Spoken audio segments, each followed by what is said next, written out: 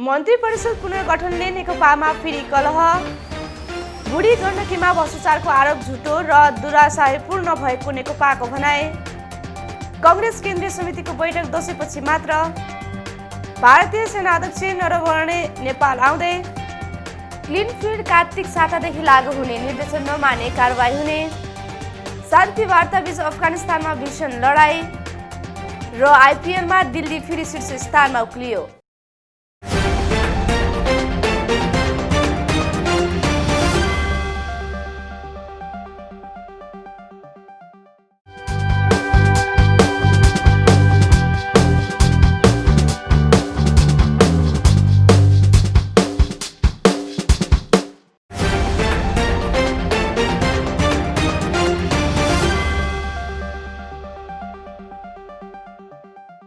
नमस्कार, सही समाचार हाम्रो अधिकार खबरी नेपालको दिउँसो 12 बजेको समाचार बुलेटिनमा हार्दिक स्वागत गर्दछु। म गंगा न्यौपाने। अब पूरा समाचार। प्रधानमन्त्री केपी शर्मा ओलीले उप प्रधानमन्त्री ईश्वर पोखरेललाई रक्षा मन्त्रालयको जिम्मेवारीबाट हटाएर प्रधानमन्त्री कार्यालयमा तान्दै रिक्त रहेका अन्य मन्त्रालयमा विष्णु पौडेल सहित 3 जना आफ्ना विश्वास पात्रलाई मन्त्री नियुक्त गरेका छन्। प्रधानमन्त्री केपी शर्मा ओलीले युवराज खतिवड़ाको कार्यकाल सकिएपछि रिक्त रहेको अर्थ मन्त्रालयको जिम्मेवारी नेकपा महासचिव पौडेललाई दिएका छन्। ओली पहिलो पटक प्रधानमन्त्री हुँदा पनि पौडेल अर्थमन्त्री रहेका थिए। त्यस्तै रिक्त रहेको सञ्चार तथा सूचना प्रविधि मन्त्रालयमा महिला बालबालिका तथा ज्येष्ठ नागरिक मन्त्री पार्वत गुरुङलाई पठाएका छन्। गुरुङले सम्हालेको महिला मन्त्रालय लीलानाथ श्रेष्ठलाई र शहरी विकास मन्त्रालयको जिम्मेवारी कृष्ण गोपाल श्रेष्ठलाई दिएका छन्।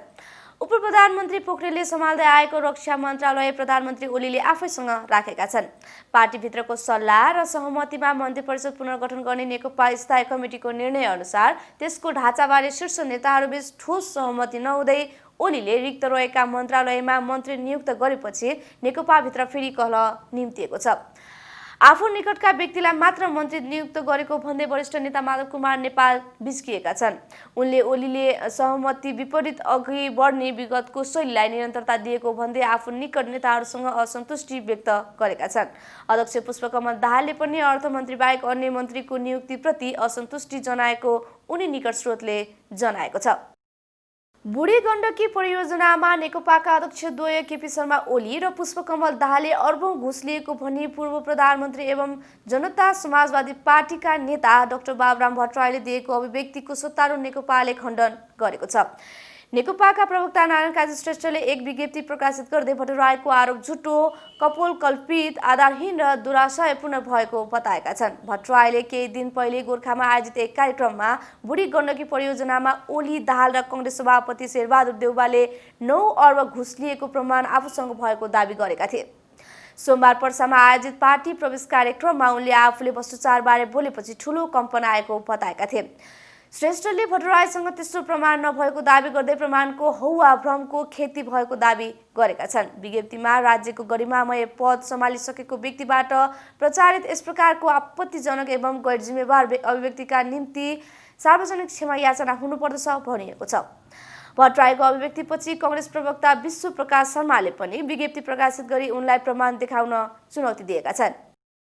नेपाली कांग्रेसको केन्द्रीय कार्यसमिति बैठक दशैंपछि मात्रै बस्ने भएको छ। यसअघि 2 पटक मिति तय भएर स्थगित भएको बैठक दशैं तिहार पछाडि मात्र बस्ने गरी स्थगित भएको हो। कोरोनाको संक्रमण बढेको र धेरै जना एकैपल्ट भेला भएर छलफल गर्न सक्ने अवस्था नभएका कारण दशैं अघि बैठक नबस्ने प्रवक्ता विश्व प्रकाश शर्माले जानकारी दिए। सम्भव भएको जागृत पूर्णिमाको केही दिनपछि सबैको पीसीआर परीक्षण गरी बैठक सञ्चालन गर्ने विषयमा पदाधिकारी बीच छलफल चलिरहेको उनले बताए। दशैं र तिहार बीचमा बैठक बस्न नसके तिहारपछि पनि बस्ने शर्माले बताए। विशेष गरी महाधिवेशनको सन्दर्भमा छलफल गर्न केन्द्रीय समिति बैठक बोलाइएको हो। पछिल्लो समय वरिष्ठ नेता रामचन्द्र पौडेल समूहले लिखित रूपमा पेश गरेको असन्तुष्टिका विषयमा पनि बैठकमा छलफल गर्ने एजेन्डा रहेको थियो। प्रवक्ता शर्माले फागुन 7 गतेमा पार्टीको महाधिवेशन सम्पन्न गर्ने गरी बाँकी कार्यतालिका हेरफेर गर्ने, फागुनमा महाधिवेशन सम्पन्न हुन सक्ने अवस्थामा कति समयपछि गर्न सकिन्छ भन्ने विषयमा पनि अब बस्ने बैठकमा छलफल हुने बताए। फागुनमा महाधिवेशन सम्पन्न नभए जेठमा गर्ने गरी तयारी गरिने उनले जानकारी दिए।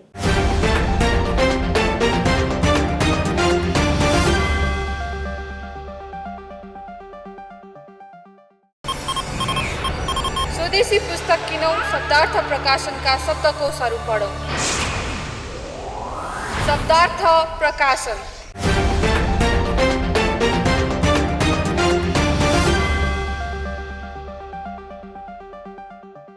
भारतीय सेना अध्यक्ष मनोज मुकुन्द नरवाणेको नेपाल भ्रमण आगामी कार्तिकमा गराउन नेपाली सेनाले तयारी सुरु गरेको छ। नेपाली सेनाका प्रधान सेनापति, भारतीय सेनाको मानर्थ सेना अध्यक्ष र भारतीय सेनाका सेना अध्यक्ष नेपाली सेनाको मानर्थ प्रधान सेनापति महारथी हुने परम्परा अनुसार नरवणे आउन लागेका हुन्। उनलाई भ्रमणको दौरान राष्ट्रपति विद्यादेवी भण्डारीले नेपाली सेनाको मानर्थ सेनापति महारथीको दर्जाबाट सम्मान गर्नेछिन्।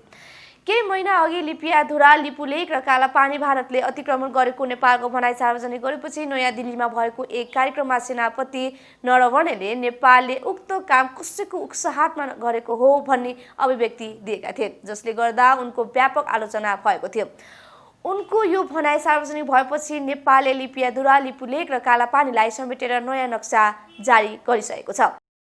विज्ञापन नियमन गर्ने ऐनमा भएको व्यवस्था बमोजिम कार्तिक 7 गतेदेखि विदेशी च्यानलमा विज्ञापन देखाउन नपाइने क्लिन फिल्ड व्यवस्था लागू गर्न सञ्चार तथा सूचना प्रविधि मन्त्रालयले सरकारवालालाई निर्देशन दिएको छ।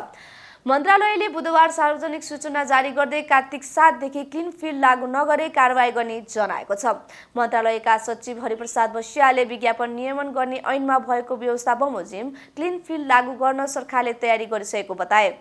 क्लिन फिल्ड लागू गर्न आवश्यक यन्त्र र उपकरण पनि विदेशी च्यानलको नेपालमा प्रसारित अनुमति पाएका संस्थाले नै व्यवस्था गर्नुपर्नेछ। सरकारले अघिल्लो वर्ष पारित गरेको विज्ञापन ऐनले कार्तिक 7 देखि नेपालमा प्रसारण हुने विदेशी टेलिभिजनले क्लिन फिल्ड लागू गर्नुपर्ने व्यवस्था गरेको छ। संसदको विकास तथा प्रविधि समितिले असोज 4 मा सञ्चार तथा सूचना प्रविधि मन्त्रालयलाई कार्तिक 7 देखि क्लिन फिल्ड लागू गर्न निर्देशन दिएको थियो। समितिले नेपाली टेलिभिजन च्यानलको प्रवर्धन गर्न विदेशी च्यानलमा नेपाली विज्ञापन प्रसारण गर्न नपाइने प्रावधान राख्न पनि सरकारलाई भनेको थियो। विदेशी च्यानल नेपालमा प्रसारण हुँदा विज्ञापन बजाउन नपाउने र विदेशी विज्ञापनलाई नेपालका सञ्चार माध्यमले प्रसारण गर्दा डबिङ गरी प्रसारण गर्न नपाउने व्यवस्था पनि ऐनले गरेको छ। ऐनले विज्ञापनको नियमन सम्बन्धी काम गर्न विज्ञापन बोर्ड गठन गर्ने प्रावधान पनि राखेको छ।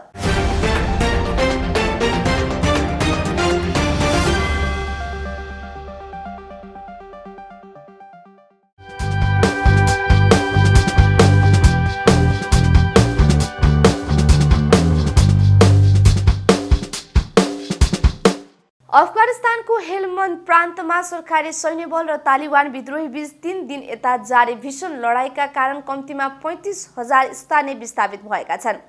गत महिना अफगान सरकार र तालिबान बीच सुरु भएको शान्ति वार्तापछि दुवै पक्षबीच पहिलो पटक भीषण लडाई भएको हो। दुवै पक्षबीच कतारको राजधानी दोहामा वार्ता जारी रहेको छ।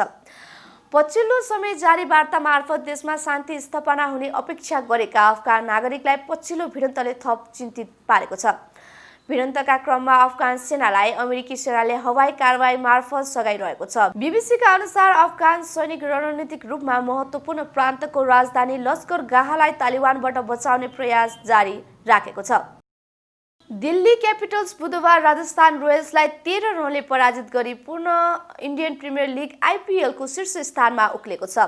टस जितेको दिल्लीले दुवै अन्तर्राष्ट्रिय क्रिकेट रङ्गशालामा 7 विकेट गुमाएर 161 को स्कोर मात्र बनाउन सक्यो। जवाफमा आएको राजस्थानलाई 148 मा रोक्दै दिल्लीले पुनः जितको लय समातेको हो।